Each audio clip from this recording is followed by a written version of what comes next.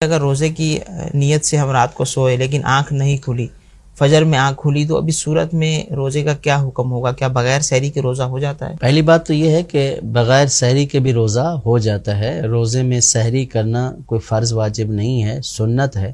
صحیح۔ اور حدیث پاک میں سحری کو برکت والا کھانا فرمایا گیا ہے، کرنی بھی چاہیے۔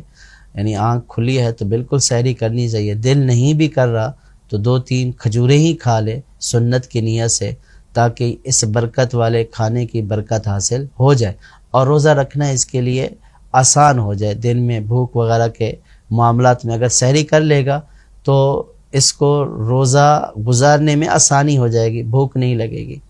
باقی رہا یہ کہ اگر کوئی سحری نہیں کر سکا تو اس صورت میں وہ روزے کی نیت کر سکتا ہے یا نہیں کر سکتا؟ جی بالکل وہ روزے کی نیت کر سکتا ہے، نہ صرف کر سکتا ہے بلکہ اس پر لازم ہے کہ اگر نیت کا وقت موجود ہے تو وہ روزے کی نیت کرے۔ رمضان کے روزے کی جو نیت کا وقت ہے وہ غروب آفتاب سے لے کر ظاہرہ کبریٰ تک ہے، یعنی زوال کا وقت جب شروع ہوتا ہے اس سے پہلے تک روزے کی نیت کر سکتا ہے۔